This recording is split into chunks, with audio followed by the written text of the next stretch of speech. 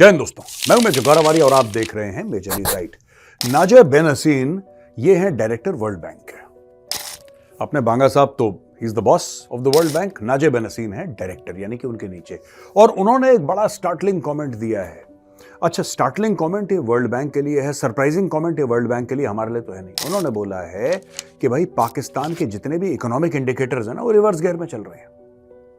पाकिस्तान के जो भी इकोनॉमिक इंडिकेटर्स हैं वो रिवर्स, यानी कि गरीबी हर देश में है दोस्तों। पर धीरे धीरे धीरे धीरे देश मेहनत करते हैं, ट्रेड करते हैं, इकोनॉमिक अपॉर्चुनिटीज का फायदा उठाते हैं, देश एम्प्लॉयमेंट जनरेट करते हैं या जनरेट करवाते हैं through corporates and big big companies, और किसी तरीके से ये जो गरीबी रेखा के नीचे लोग हैं उनको ऊपर लेकर आते हैं। लेकिन पाकिस्तान की गाड़ी चल रही है रिवर्स गियर में, और यही वर्ल्ड बैंक कह रहा है कि बॉस, तुम्हारे अगर इतने करोड़ लोग गरीबी के नीचे हैं तो उनको ऊपर कब लाओगे? धीरे धीरे ये तो और लोग नीचे जा रहे हैं गरीबी रेखा के नीचे। आप समझ रहे हैं दोस्तों? जैसे भारत में भी गरीबी है, लेकिन भारत में जितनी पिछले साल गरीबी थी उतनी इस साल नहीं है, और जितनी इस साल है उतनी अगले साल नहीं होगी। यानी कि भारत एक ठीक डायरेक्शन में पॉइंट आउट कर रहा है। ये प्रॉब्लम्स क्यों होती हैं मैं आपको प्रॉब्लम बताऊंगा क्यों होती है। मैं आपको बताता हूं कि पाकिस्तान में वर्ल्ड बैंक का कहना है कि this is benefiting a narrow elite, right? यानी कि पाकिस्तान का जो इकोनॉमिक मॉडल है ये वर्केबल नहीं है, क्योंकि वो जो इकोनॉमिक मॉडल है पाकिस्तान का, वो जो पाकिस्तान का पूरा एक, जिसको कहते हैं ना पैसे का आदान प्रदान, ये सब, ये कुछ चंद परिवारों को जो कि एलीट में गिने जाते हैं, ये ऐसी 2, 3, 4, 5 हजार परिवार हैं पूरे पाकिस्तान में, उनको बेनिफिट करने के लिए पाकिस्तान चल रहा है। आप समझ रहे हैं पूरी बात? यानी कि जो 25 करोड़ लोग हैं पाकिस्तान के, 25 करोड़ लोग वो गुलाम हैं, वो दास हैं, वो सेवक हैं उन 4-5 हजार लोगों के जो कि एलीट हैं। ये मैं एनालिसिस कर रहा हूं वर्ल्ड बैंक की रिपोर्ट का और वर्ल्ड बैंक के डायरेक्टर के स्टेटमेंट का। पाकिस्तान में हर चीज होती है। जैसे फॉर एग्जांपल मैं एक उदाहरण देता हूं आपको।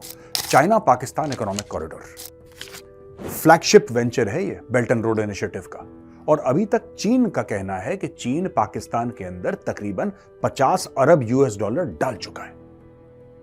कोई भी पाकिस्तान जाएगा वो ये नहीं कह सकते कि वही मुल्क है जहां पे 50 अरब डॉलर की इन्वेस्टमेंट हो चुकी है 10 साल में, यानी कि $5 बिलियन एवरी ईयर। वो किस में हुई है? रोड्स में हुई होगी, ठीक है, कुछ मोटरवेज बन गए पाकिस्तान में, कुछ मेट्रोज बन गए पाकिस्तान में, लेकिन जो आम बंदा है क्या उसको बेनिफिट हुआ है? जो आम सड़क पे चलता आदमी है क्या उसकी जेब में कुछ गया है? जो आम पाकिस्तानी है, जो आम पाकिस्तान का शहरी है, क्या उसको नौकरी मिली है? क्या उसके बच्चे स्कूल जा रहे हैं?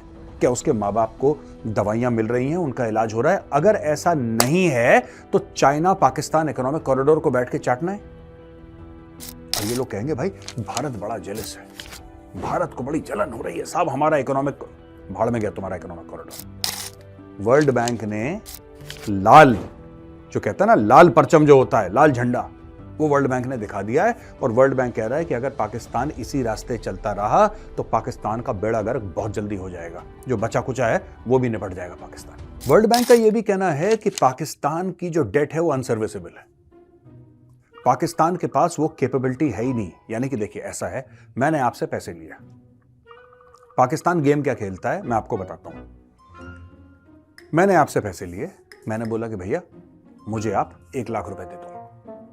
आपने बोला ठीक है, आप एक काम करो, मैं आपको 1 लाख रुपए देता हूं, आप मुझे अगले महीने वापस कर देना, और आपको मुझे 1,10,000 रुपए वापस देने होंगे। 1 लाख रुपए लिए, वापस करना है 30 दिन के बाद 1,10,000 रुपए। मैंने आपसे पैसे ले लिए। फिर उसके बाद मैं गया दूसरे दोस्त और उससे कहा कि भैया तुम मुझे 2 लाख रुपए दे दो। ठीक है, उसने बोला ठीक है मैं दे देता हूं, लेकिन 30 दिन के अंदर तुम्हें मुझे 2,20,000 रुपए वापस करने पड़ेंगे। मैंने बोला ठीक है। फिर मैं तीसरे के पास गया, फिर मैं चौथे के पास गया, फिर मैं 5वें के पास गया, और मैंने पहले वाले को बोला कि एक काम करो, ये जो तुम कह रहे हो ना 1,10,000, तुम एक काम करो, तुम मुझे ब्याज पे पैसे दे दो, मैं हर महीने तुम्हें पैसा देता रहूंगा। समझ गए आप? जब मैं हर महीने पैसा देता रहूंगा, यानी 10-10 हजार, दूसरे को 20,000, तीसरे को 30,000। अब मेरे पास इतने पैसे नहीं है कि मैंने 10 लोगों से कर्ज अगर लिया है, राइट, मैं सबको ब्याज का पैसा वापस करता रहूं हर महीने, मेरे पास पैसे नहीं है। फिर मैं क्या करूंगा? फिर मैं उधार लूंगा ब्याज वापस करने के लिए। असल वहीं पर खड़ा हुआ है दोस्तों, असल कहीं नहीं जा रहा। ऐसा नहीं है कि असल में 1 रुपए भी या 1 पैसा भी कम, असल वहीं पे खड़ा है। अब मुझे ब्याज पे मोटे पैसे मार्केट से उठाने पड़ रहे हैं सिर्फ दूसरों का ब्याज वापस करने के लिए। तो पाकिस्तान इस चीज में फंसा हुआ है। अगले साल यानी कि 2024 पाकिस्तान को देने हैं वापस 22 अरब अमेरिकी डॉलर। सोचिए आंख बंद करके, ध्यान में लगी है, मगन होके और सोचिए 22 अरब डॉलर पाकिस्तान को वापस करने हैं दोस्तों। 22 अरब डॉलर। और पाकिस्तान के पास कुछ 6-8 हैं, वो भी मांगे तांगे के। और पाकिस्तान को उसका आप ये समझ लीजिए 4 गुना वापस करना है। 4 जितने हैं उसके 4 गुना वापस करना। पाकिस्तान को ये नहीं पता है पैसा कहां से आएगा, इट हैज नो क्लू। उसको इतने पैसे वापस करने हैं अगले साल। दोस्तों, जब जिहाद की खुजली किसी कौम पे चढ़ जाती है ना, और बदन के अंग विशेष पर जिहाद की खाज पकड़ बना लेती है, तो फिर वो कंट्री, वो जो वतन है, वो जो देश है, वो जो मुल्क है, वो कभी ऊपर नहीं उठ पाता। और पाकिस्तान के साथ यही चक्कर है। भारत हेट्रेड, भारत से नफरत, हिंदुओं से नफरत कर करके हमें कुछ नहीं हुआ। पाकिस्तान ने जितना नफरत करी हमसे, हम और तरक्की करते चले गए। आज हम वर्ल्ड की 5th लार्जेस्ट इकोनॉमी है। 650-650 अरब डॉलर हमारे फॉरेन एक्सचेंज रिजर्व्स हैं। हम लोग 3rd लार्जेस्ट इकोनॉमी बनने वाले हैं अगले 4-5 साल में, according to IMF, according to World Bank. Modi ji ने जो स्टेटमेंट दी, आप कह सकते हैं कि साहब आपके देश के प्रधानमंत्री वो तो कहेंगे ही नहीं, वर्ल्ड बैंक और IMF भी कह रहा है कि 3rd लार्जेस्ट इकोनॉमी बनने वाली है। और पाकिस्तान आज भी, पाकिस्तान का प्रधानमंत्री क्या बोलता है दोस्तों, हम 300 जिहाद लड़ेंगे भारत के साथ इंशाल्लाह। तो भाई ऐसा है कि तुम जिहाद लड़ो और हम तरक्की करेंगे। अब एक और बात है दोस्तों, अकेले पाकिस्तान इंटरनेशनल एयरलाइंस पे 2.5 अरब डॉलर का डेट चढ़ा हुआ है। और उसने 7,000 एम्प्लॉइज को, यानी कि 7,000 जो उसके कर्मचारी हैं, उनको तनख्वाह नहीं दी। सोचिए। और ये पाकिस्तान के सरकार की एयरलाइन है। अभी आपने हाल फिलहाल में 2 दिन पहले नहीं सुना, इनके 14 जहाज और जमीन पर बैठ गए, उड़ ही नहीं सकते। तेल के लिए पैसे नहीं है, स्पेयर पार्ट्स के लिए पैसे नहीं है ही नहीं पैसे, है ही नहीं पैसे। वही जी शर्मा जी से पैसे लिए, वर्मा जी को दे दिए, वर्मा जी से पैसे लिए गुप्ता जी को। यही काम कर रहे हैं बिल्कुल पाकिस्तानी। इनका PIA बैठ गया। इन्होंने अपने एयरपोर्ट, इन्होंने अपने मोटरवेज, इन्होंने अपने फ्लाईओवर सब कुछ गिरवी रख दिए। बच्चों का पार्क तक इन्होंने एक गिरवी रख दिया पाकिस्तानियों ने, कि किसी तरीके से पैसा मिले और हम अपना काम आगे करें। और ये चीज दुनिया भर को डरा रही है। इसमें बहुत डर फैल रहा है इसकी वजह से दुनिया में। मैं आपको बताता हूं क्यों। बात यह है कि सड़क पे कोई जैसे पागल चलता है, ठीक है, उस पागल से सब लोग डरते हैं।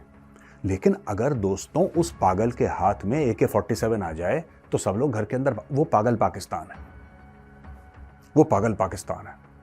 बेलगाम पागल की तरह घूम रहा है पाकिस्तान। आज की तारीख में दोस्तों उसके पास 100 से लेकर 200 तो न्यूक्लियर वेपन है।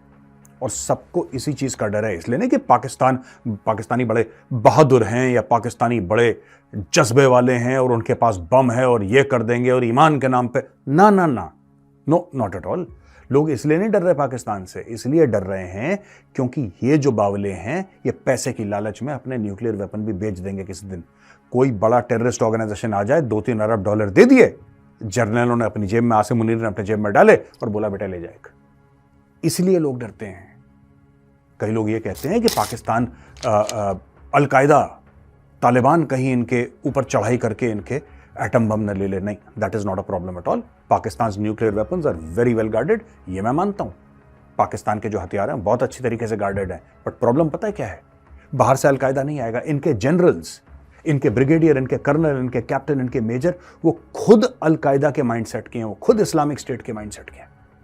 आप इनके डायलॉग सुनिए जरा, आप इनके डायलॉग सुनिए, याद है?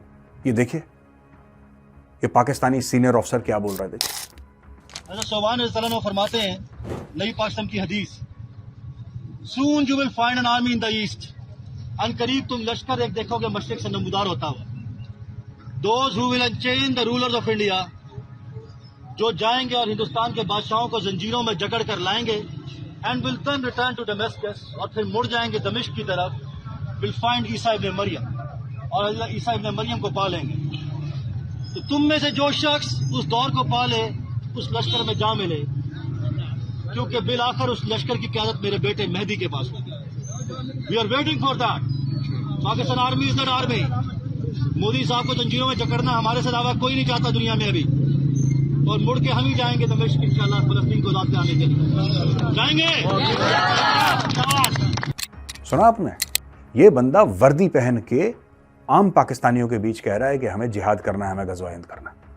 ये पाकिस्तान का माइंडसेट है। अगर ऐसे बंदों के हाथ में पाकिस्तान ने दे रखे हैं एटमी हथियार कि तुम इनकी हिफाजत करो, तो आपको लगता है पाकिस्तान को अलकायदा की जरूरत पड़ेगी? सोचिए।